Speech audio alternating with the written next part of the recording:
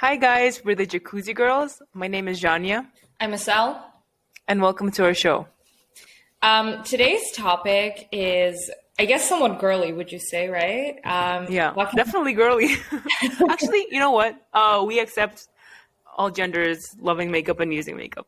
That's true. I think that the topic is traditionally girly, but it's open to everybody. Yeah. So we're talking about makeup evolution, our late glow ups in general, and I guess just the whole topic of beauty in a way. Um, I think that it's interesting because we've had different makeup journeys, and even now, I think the way we do our makeup is really different. You think? Yeah, for sure. I mean, it makes sense because we have different faces. You're very tan, I'm very pale. It would make sense. But I have a feeling that we have more or less the same makeup, except for you do your bottom lashes and I don't. I really don't think so, dude. Really? No. Well, one day, Asela and I decided that we will film a YouTube vlog where we will do our skin makeup routines, Yeah. and you guys could be the judges of that. Yeah. Yeah. Um, so makeup evolution. Do you want to start? Yeah, so basically, Asela and I decided to do this podcast because both her and I have had late glow ups. I would say that maybe I began looking like this only around the age of Yesterday. 22. Literally yesterday, 22. I'm currently 26. Before then, so actually mine was kind of unique because I think that I'm just a late bloomer in general. When I was in high school, I never used makeup ever. And that's when all the girls kind of started playing around with makeup at least. And we would go out, I mean, quite a lot, especially senior year. But I remember the maximum I did was use an eyebrow gel and a little bit of mascara. It wasn't even, I wouldn't even curl my lashes. It wasn't waterproof, nothing. And I would just go out. Like, no foundation, like, brave little girl. But the key is that I thought I looked good, so that's what matters. And and then only later on in college, that's when I kind of started playing around with makeup. And honestly, I will say that makeup takes practice, and only with practice you get better and you figure out what works on you and what doesn't. I think that maybe I always had also a more natural makeup look up until I began getting more skilled at it. But even to this day, I would say that even though I'm not bad at makeup, I'm still not that good at doing my eyeshadow. Eyeshadow is so problematic for everybody, to be honest. And what about you? I feel like Cecile has more of an interesting makeup evolution with like the little tricks and things that she did growing up. So would you want to elaborate, Cecile? Yeah, I feel like when it comes to beauty, makeup, I feel like I've lived 207 lives, to be honest. You definitely have Um, 207 lives of different girls, whoever you name it, Dude, honestly, many races.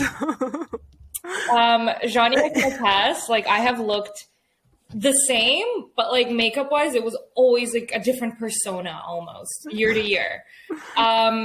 I don't know why. I think I have this weird need to kind of like look different sometimes than other people. And so I would sometimes pick a celebrity and be like, okay, I'm gonna like do my makeup like them for like a few months. And the celebrity will probably look drastically different to me with a drastically different skin tone, but I will use the same products. And yeah, so I remember I started using makeup properly when I was 16. I moved to the States for boarding school. The reason why I was 16 is because my parents were really strict and they never let me use makeup. And I remember Same. when I got to America, it was actually far enough that they had no idea. Are you sure it was far enough? Other side of the world. Dude, honestly, it was kind of crazy, but I decided I was going to go to a new boarding school and I was going to reinvent myself and I was going to go to CVS, buy makeup, and I was going to arrive to this new school looking like A new person. like this mature, mysterious girl. And so I remember I went to L'Oreal and I got like a bunch of bright colored lipsticks, dark colored lipsticks, some mascara, and some eyeliner. And so I show up to my American boarding school where people are very preppy, like very, very preppy. They're all like in Vineyard Vines, J. Crew. They look, very natural and very all American. And I show up to my first day of school in this black dress with like a kind of like a flowy skirt. Oh my God, I think I wore a black fedora. I'm not kidding. What the fuck? A black fedora, because fedoras are in. Like, why would you do that on your first date too? I thought feel like at that age we want to like blend in and be like normal, not wear a fedora. I really didn't. I don't know like what was wrong with me. I didn't want to blend in. I wanted to make a statement. So I arrive in a black fedora, black dress, with a dark red lipstick, and I'm 15 or 16. And I think these people were like, "Who is that? Like, who is that really strange, eccentric-looking girl?" I probably looked crazy, but I told Janya this because I actually stuck with it for like a few months. I think it was not as weird. Like, people just probably thought it was part of my personality to wear like dark lipstick and like dark clothing. And I thought I looked really mature.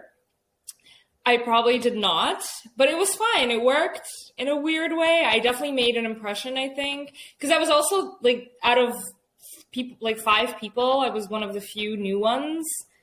Like there were 5 new people out of a class of like 100 something. So definitely. So every day you would wake up and put on a bright lipstick. Sometimes eyeliner, like a cat eye as well. That's insane. I wouldn't even do that going out. Like, even going out nowadays, it's like I'll have to choose one or the other, You know what the funniest thing is? Also, because back then I had great skin. I was, very young, and I didn't even know what foundation was, so I had no foundation. But I would wear like this bright like lipstick and a cat eye, and maybe some mascara, and I thought I was like the chicest person in the school. It's all about what you think and how you feel about yourself in the moment. And looking back on it, whatever you think about it, it's in the past at least.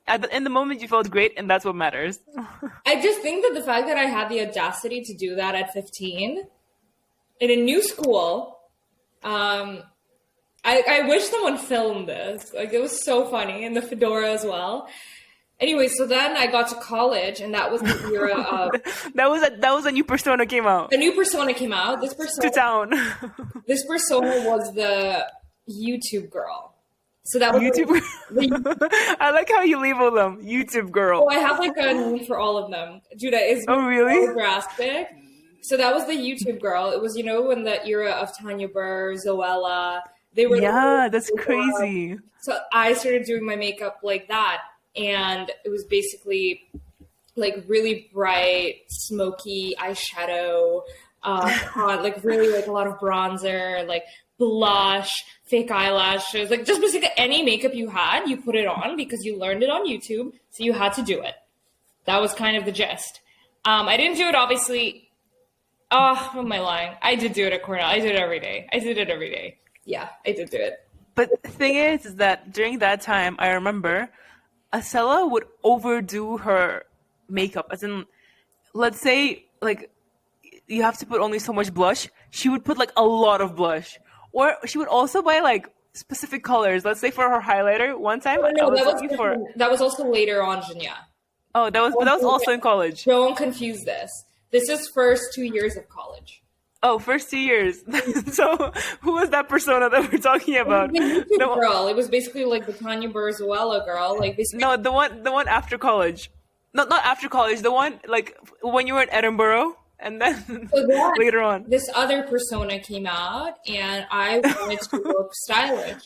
So I decided I wanted to do the Kate Moss look / Kristen Stewart. And so I would do really heavy black eyeliner and a lot of bronzer. Like a lot. And Jania knows this. I would like look crazy. Like I would have cartoon eyes.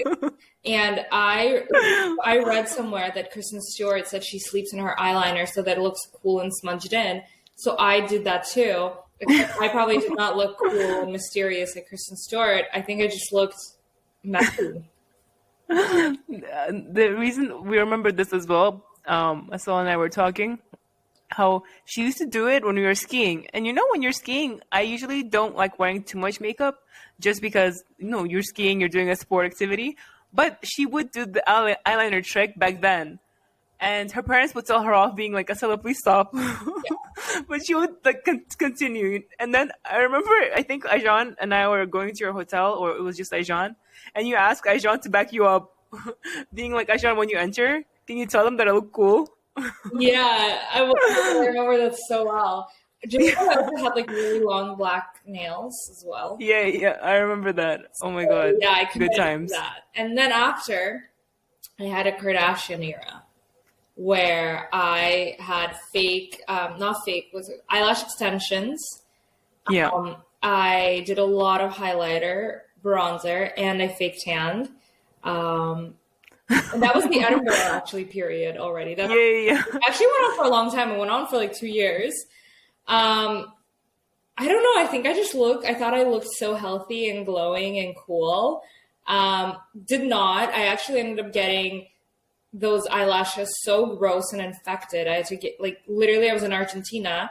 I had to go and ask them to take him off. And I don't know if anyone's been to Argentina. It's not like the beauty capital of the world. So like, Are you sure it's not? imagine. So I had to find a random place where they did not speak English. It was the only place like in Buenos Aires I could find that did eyelash extensions. And I had to ask them to basically rip them out. That is, It was traumatizing. yeah, I remember that. I remember because back then you also lived in, I visited you in Edinburgh, that was a crazy trip. Honestly, that trip could have its own podcast episode, just like recounting that entire experience being there. Yeah, let's just say at the end, Jania got pneumonia from partying. Literally, I think that's why it actually probably triggers me more now. Let's say if I didn't get that sick at the end, maybe I'd be fine. But that was the worst that was the worst cold I've had in my entire life. It was insane. Do you think you were COVID patient zero back then? That was 2017? 2016. 2016. That's crazy. We're so old. Actually, you know what? No, we're young and poppin'. Yeah. Well, yeah, and I was visiting Asela in New York too, so I saw this makeup evolution happen right before my eyes, and considering that we're good family friends, that's why we wanted to recount that story. Yeah. But I would say now your makeup is great. Oh, I don't know. I think over the past 2 years, I guess, but maybe all of us have kind of, we learned our skin tone better. We learned our places and what works, what doesn't. Exactly. So if you're in the beginning stages of doing makeup or you're starting out, it's okay to have weird things that you do. Because even for me, I remember that I had a phase where I would glue on, I wouldn't do the lash extensions, but I would just do the fake eyelashes for the night, let's say. And like looking back at the photos, I look so, like, they didn't really suit me. Or one time I really overplucked my eyebrows and I thought I looked so good. Looking back at photos, it was a really bad mistake. And I don't even know what, but in the moment, I thought my face looked so clean, kind of. The fact that my eyebrows were so thin. Took me a while to grow them out, though. I love that you're giving this advice, but can we just be honest? Younger people do not look like younger us. Like, they know that is true. That is true. Well, you never know who might be listening to this. Maybe somebody is just learning. Maybe someone older, to be honest.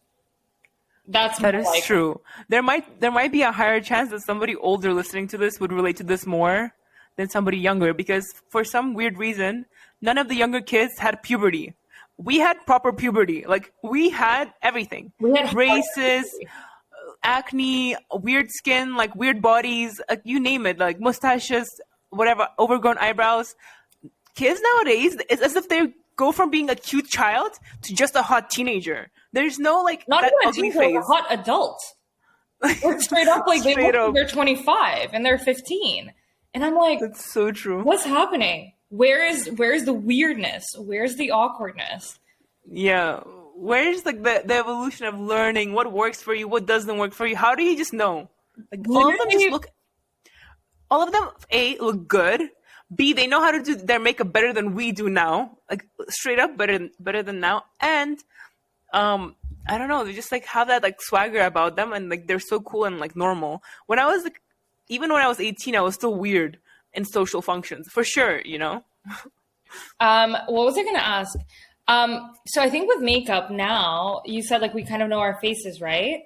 So I just want to put it out there. So I still like to do something like when I'm on a night out, especially, I'll still like to do like a smoky eye or like a bright lip or whatever. But now you kind of know your limits. You know what I'm saying? If you're doing a smoky eye, you are for sure not doing like a bright lip, fake lashes.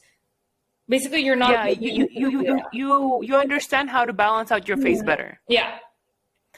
Also, I remember this. Remember at one point it was like a trend to do your eyebrows like with very clear edges. And very dark. Like very dark, but also like you put concealer underneath the eyebrow. Yeah. And like you would just make them very sharp. Yeah. I swear to God, I had rectangle eyebrows. Like I do have some photos of it. Maybe I'll find them. I didn't know you did that. And I don't know, it wasn't that long of a phase. I think maybe it was half a year until I started brushing them out and blending them in. But before I feel like I would just like color them in and make it a square. Mine looked really dark for a long time. But it was a trend back then. I'm sorry. At one point, I think when we were maybe it was like end of high school, beginning of college. I think that's when Cara Delevingne blew up. And also that's when everybody started growing out their eyebrows again, and having bushy eyebrows became a trend. Because I even remember my girlfriends, a lot of them had really crazy dark eyebrows, even if they were blonde. So even Anastasia of Anastasia Beverly Hills was like, people abused my products. They were not designed to like give you crazy brows, but that's what people did with it. Yeah. They really abused it. This is a trend. If in 2016, if you didn't have dark eyebrows, frame ripped jeans, a choker, and a white bodysuit, and the like little heeled booties, and a leather jacket. Yeah. You were not the it girl. You definitely weren't. But all of us look the same, so were we all it girls? We were all pretending to be it girls, right? Yeah. There you go. What's true is true. Anyway. Wait, I was gonna say something funny. I think that I think it's really interesting to see your family, because you guys are all like different generations. So like your younger sister also skipped the awkward phase. She did not have one. It was weird. Maybe she had one for like a year maximum, you know, like, but it was not even that awkward. She was still normal. Meanwhile, Asela and I went through the ringer. You know what? We walked so they could run. There you go. That's what I'll say. I went to dinner once. I'm not going to say names, but I went to dinner 3 years ago. I was actually maybe 2 years ago, because I remember I was 25, 24. And I was already doing my master's. So I remember I get to dinner and I get sat at the kids' table, whatever. And it's these girls who are 17, 18. And they are so cool. They have like mini Kellys. They are sitting there like looking amazing. And they look at me and they're like, hi, how are you? What school do you go to? And I was like, I'm like doing my master's. And they're like, how old are you? And I'm like, I'm 24, 25, whatever. And they were shocked. They were like, oh my God, we thought you were like younger than us. And I'm like, that's crazy. But the thing is that it is true. Like I see girls who are younger than us and they're dressing up with all of these designer bags, jewelry, like makeup, clothes. And I'm just thinking like, what are you going to wear when you're going to be 30, 40 even? I don't know. Like what are you? Because I'm like, if anything, this is the age right now to be wearing like, I don't know, like you not to be like blinged out from top to bottom like a Christmas tree, you know. Calm down. And if anything, I have a feeling there's something more rewarding about wearing Hermes bags maybe later down the line versus when you're 18. Because I feel like when you're 18, it just looks like not cohesive with the age. Well, I mean, the awful part was that they looked good. And it did look cohesive because they looked older. Oh, fair. But when they told me they were 17, I nearly fell off my chair. what's good about my mom is that she always was like, why would you want to age yourself faster than you should? You were gonna be an old, like a grown woman your entire life. You only have so much time to be a young girl. Yeah. So she would always be like, you have to wear fun colors and do this and that. And that's why, honestly, like maybe that's why we were weird. Like, no, not gonna lie. Oh, we Like, experimented.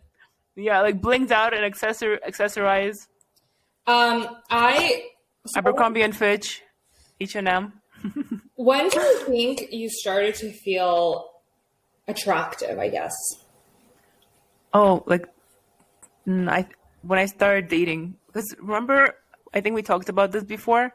I'm a late bloomer, so I only started dating at around at 21, and I think that's when I was starting to realize, oh, like I never felt ugly. I always knew that I was like cute, but I think I properly started to feel attractive when I was like 21, 22, and then from then onwards, I think I kind of stayed the same. Even face wise, I think makeup wise, nothing changed as much from when I was 22.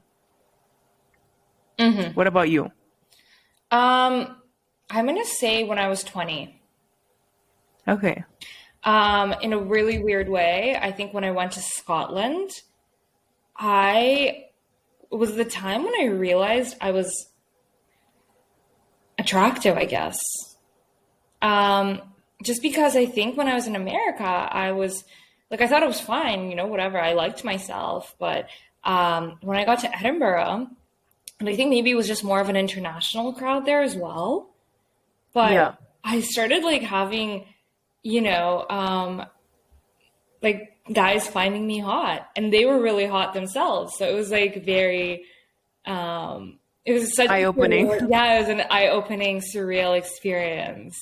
You know what I will agree with you though on is that, let's say when I was in high school, my school was predominantly European appearances, as in like most of my friends were white, and I think that was kind of the standard of beauty, just because the majority of people there were lighter skinned and like blonder hair, whatever. That's how they looked. So I, as a Kazakh girl, like Asian looking girl, felt a bit off. But then, actually, when I got to college, what was great about my school, I went to Babson. Asela went to Cornell. That's why it was still predominantly white. I went to Babson, and actually, Babson is a small college. We were only 2,000 students. And there was quite a big international community. So I actually felt more attractive there too, which that does make sense. Like when you went to Edinburgh, why you would feel that way. Because I guess diversity changes also the standard of beauty kind of in people's eyes.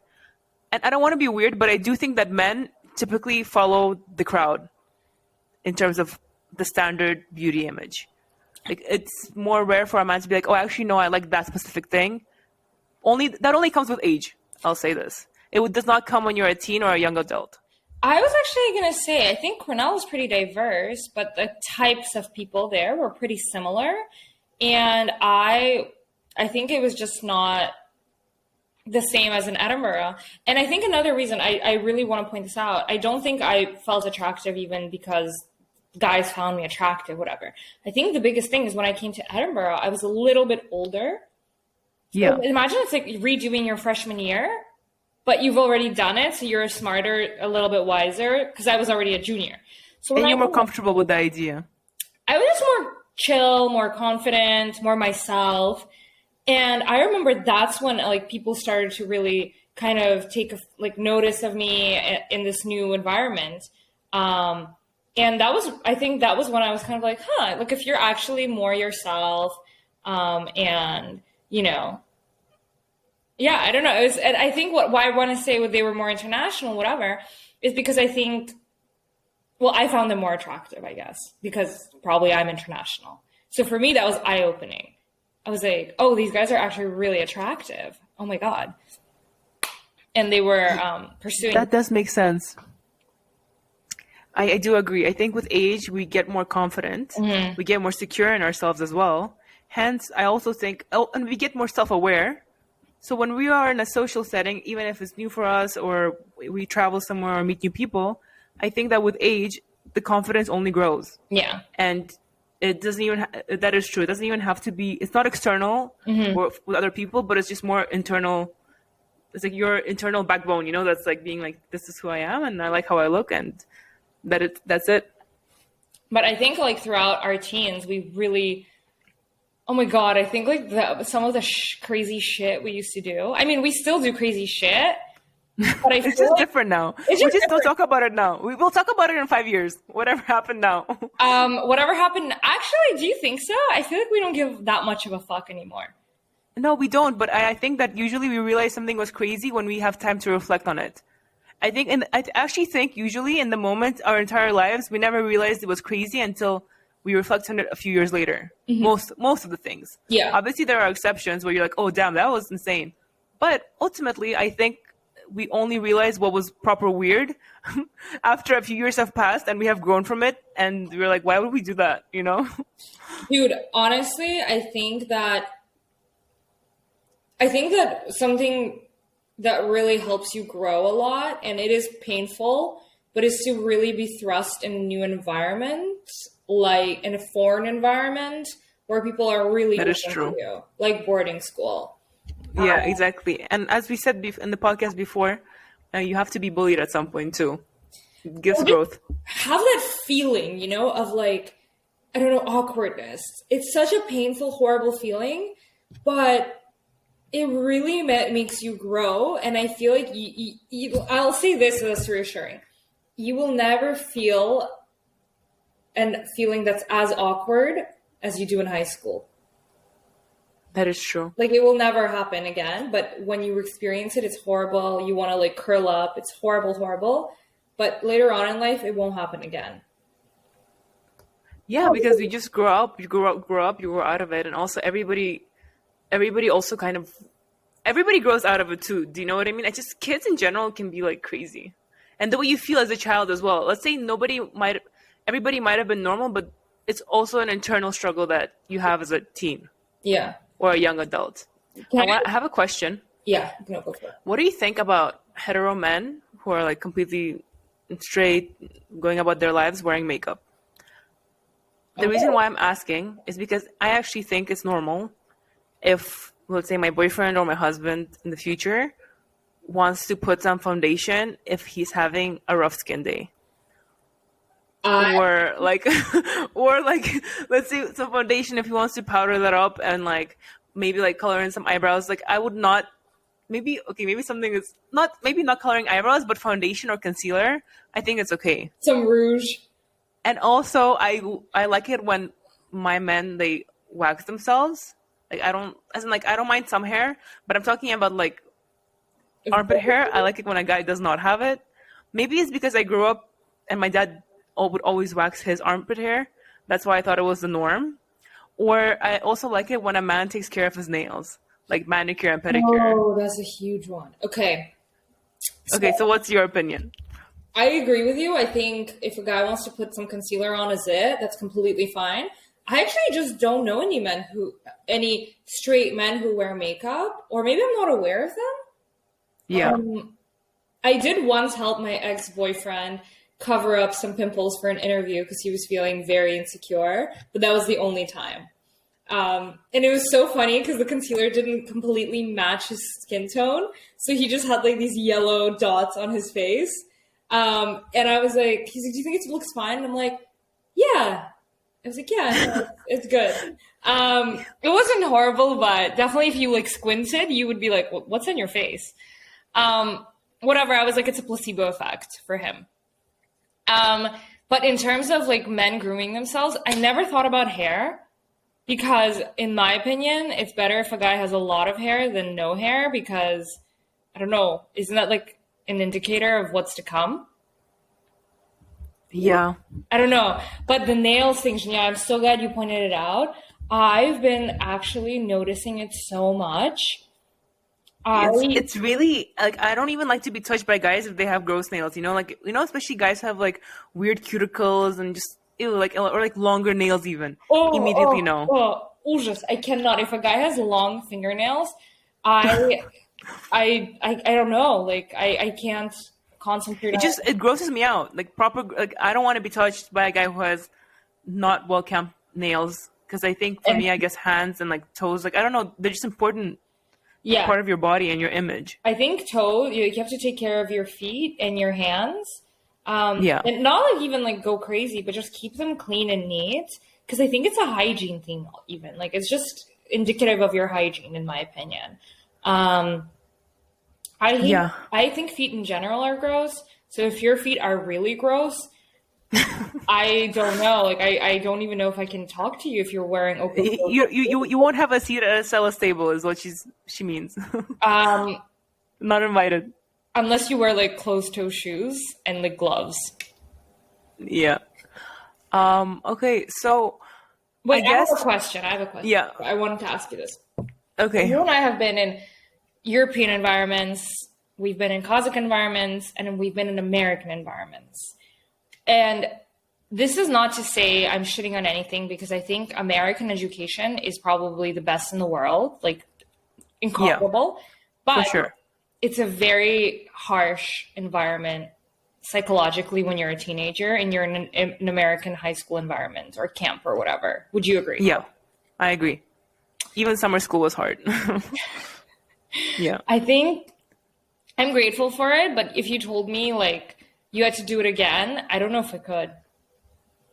So wait, you were asking, being like Kazakhstan, Europe, and America. So what was like the question leading up to where you would feel most comfortable as a kid, as a teenager? I think the level of awkwardness that you feel fluctuates between them. Because I think when I was in my Swiss boarding school, I don't think I was cool at all, but I never felt awkward. That is true. No, definitely. Like for me, what I will say is that I loved my high school experience.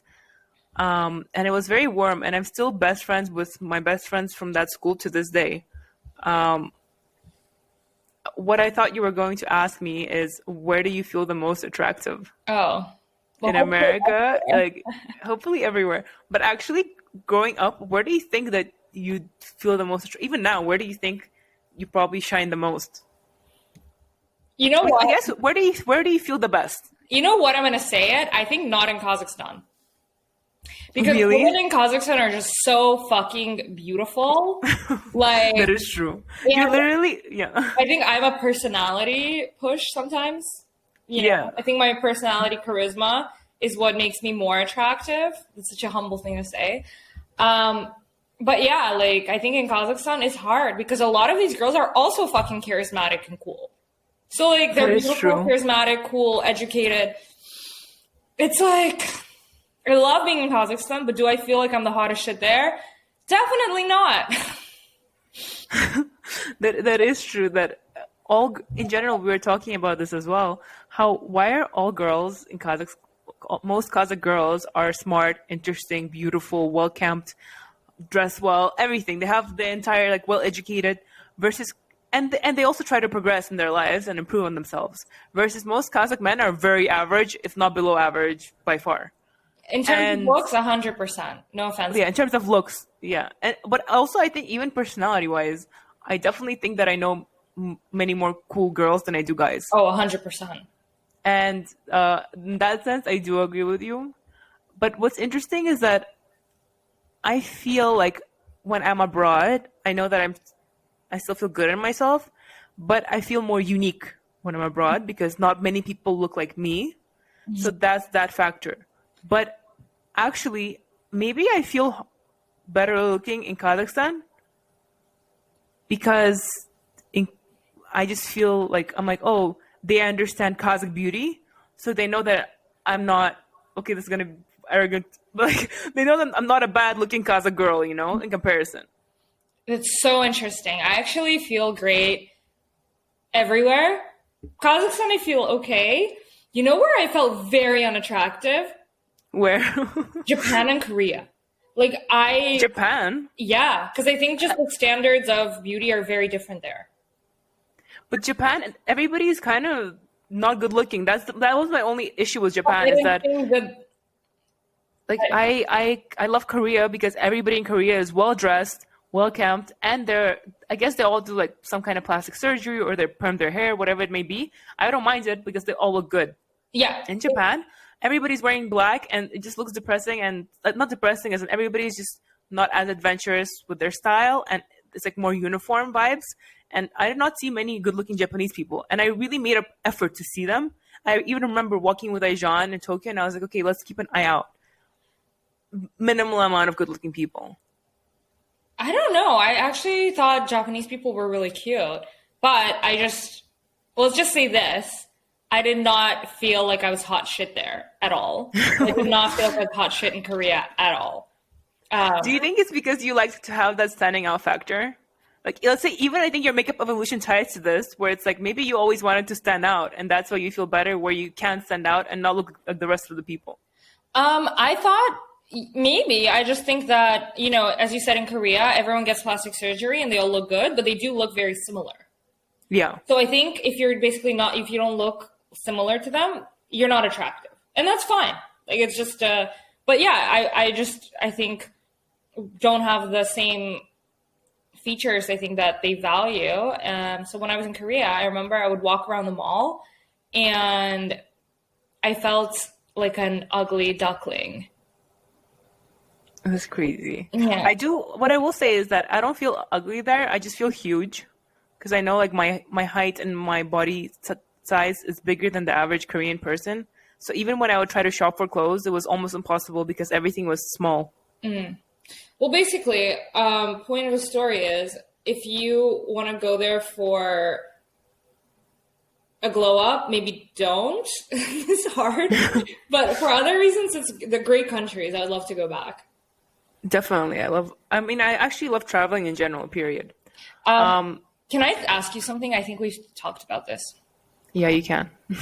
People who were attractive in high school or middle school, or even worse, if they were attractive both and just were attractive all their life, would you ever, if you were single, date a person like that? Yeah, I mean, do you talk about maybe you think they won't have as much personality growth, or what, or like as much of a sense of humor? I just don't fucking trust them. You don't trust them? Well, I will say that I think I would, just because I think all of my best friends from high school especially have been beautiful their entire lives, and they're still beautiful now. Guys, that's why. Oh, guys? The guys that were good. Yeah, I think I would, to be honest. Yeah, I would. Okay, maybe I need to be more open-minded. I'm convinced if you've never had an awkward phase in your life, there's something missing. Yeah, no, I definitely would.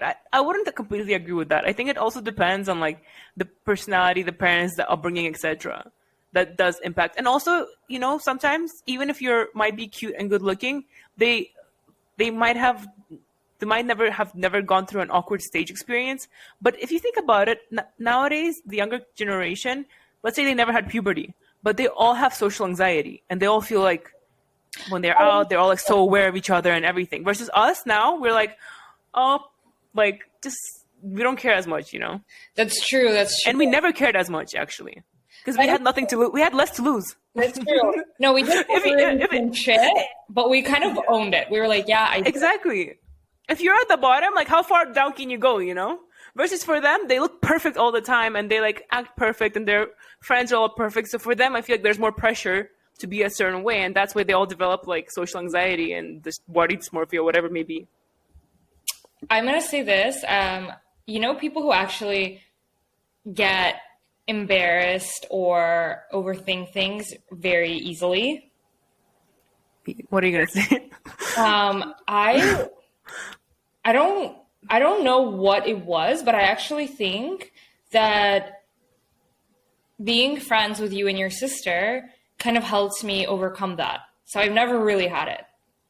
Because we do so many crazy things together or like separately, and we would just hype each other up, that it never felt like it was abnormal or crazy or a big deal. And I'm really grateful for that. So I read this thing saying that trauma usually comes when a person has to go through something traumatic alone. versus when you go through it with somebody else, it usually does not develop into trauma. Yeah. And I have a feeling it's the same concept with embarrassing yourself or doing something cringe, because you were with other people who were doing the same thing or even cringier. You're like, you just rational, like not a big deal, you know? I can Not get at over all. this. Like, I remember I did something so crazy and embarrassing. This was like 5 years ago. I'm not going to say what it was on camera because it was inappropriate. So I remember I told you and your sister, and you guys were like literally roasting the fuck out of me afterwards. Like, wouldn't stop. You guys were just roasting me so hard that I found like I could not help but laugh. And so I just never got traumatized by the situation because you guys were just taking the piss so much. Like, you guys, it wasn't like, oh my God, it's a horrible thing. It was literally like literally burst out laughing. You're so crazy. It's so funny. We're going to make fun of you. Yeah, like kind of like embrace it energy versus being embarrassed about it energy. Yeah. Exactly. That is true. So I actually have this weird thing. If I did something embarrassing or cringe, I sometimes have to tell you guys, and then it doesn't become cringe or embarrassing at all. By the way, but I agree with that. If something happens to me, I have to share it with somebody just to release it out of my system, because then I'm like, oh, not a big deal, actually, you know? Not a shameful Somebody knows about it. person. Yeah. There's a person out there in the world who knows about this, that I did this. That's what makes it fine. Yeah. Anyways, so to round up this episode, Asela and I wanted to say the one makeup product that we believe makes the biggest change to our face.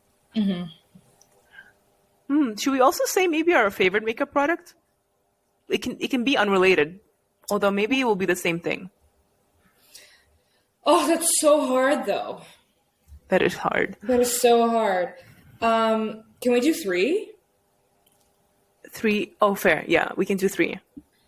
Okay, so for me, I think what really makes my face helps Different. my face. Yeah, different.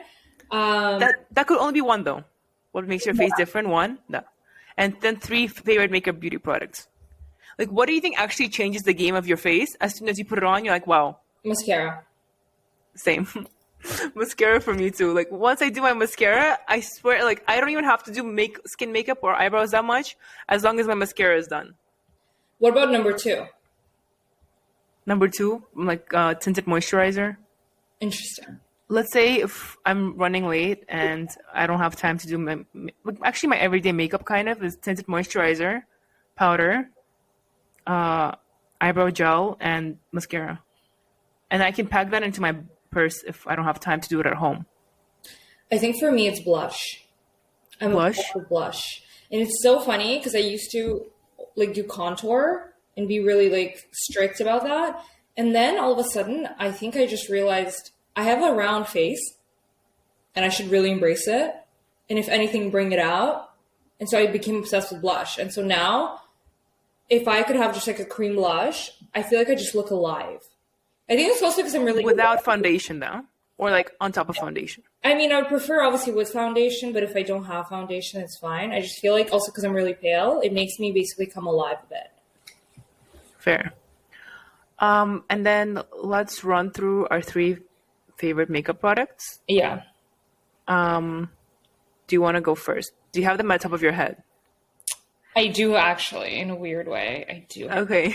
Start, and then I guess, yeah, my 3 would be just my staples that have been my staples for the past like 6 years. I mean, how about you start with yours? Okay. L'Oreal Voluminous Mascara. It's the same one that Kim K uses. It's like years old, but it's so good. And weirdly, you can only get it in the States. Whenever someone goes, I'm like, can you bring some back? That mascara is amazing. Gives you volume, gives you drama. It's unparalleled in my opinion. Then the Erborian Under Eye Concealer. I think I've talked about it. It's kind of crazy. It looks like whiteout, but it really brightens up your face. And then I think thirdly, if I had to, I would say just Hoola Bronzer because I use it as a bronzer and as an eyeshadow. So if I don't have a lot of space, that's what I always took. And I've been using it for years. Those are good ones. I've also been using Hoola Bronzer for years. I think everyone has.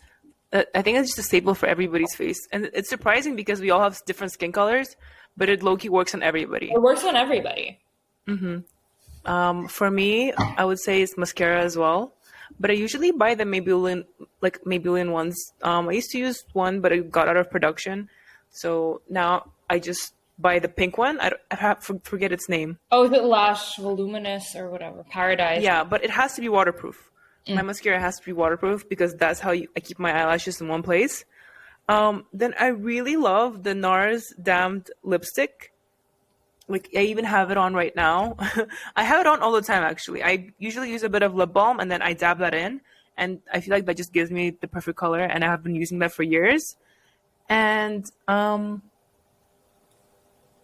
last but not least, I would probably say... I guess I really like my NARS blush as well, but I guess it's like a classic Is it the Orgasm? blush. Yeah, the orgasm blush. I've been using it for years though, and every time I put it on, I feel happy. So, not sorry. There you go. But the thing is, I'm also a dry. Like I use powder for everything. I don't use creamy blushes. I don't use creamy bronzers because. Really? Yeah, as it is, my face breaks out oily 2 hours after I leave the house. Like, that's the longest stay that it can happen. And then I have to dab my face with oil sheets. And that's why I enjoy it. Interesting. Powder consistency. Anyways, guys, thank you so much for tuning into our episode. Into our makeup episode. Asela, do you have anything else to share? No, if I find some photos from back in the days, I'll definitely share them on the Instagram. You know what? I think that we should share, actually. I will try to find some as well. Let's say I have my eyebrows, or actually my eyebrow evolution is quite something to share. Honestly, And if you have a photo of you from Bijou, like from the Bijou days, I think that would be iconic. So I do, but I wasn't wearing makeup back then. Jania was Oh. the queen of this club in Boston. It was called Bijou. And I wasn't queen of it, okay? she knew the bouncer. Like, she would go in without a line. She, like, knew everybody there. She was, like, the queen of Boston when she was in uni, just to put it out there, you guys. And if she can find photos from that era, I think that would be iconic. Yeah, we will definitely try, guys. We will try. Anyways, guys, we hope you have a good rest of your week, and we hope you guys enjoyed this episode. Make sure to tune in next week for our It's the pop culture roundup. culture Oh, right. for June. Yeah, it's our pop culture roundup for the month of June, and we will be reviewing a couple of shows as well. Bye, guys. Bye.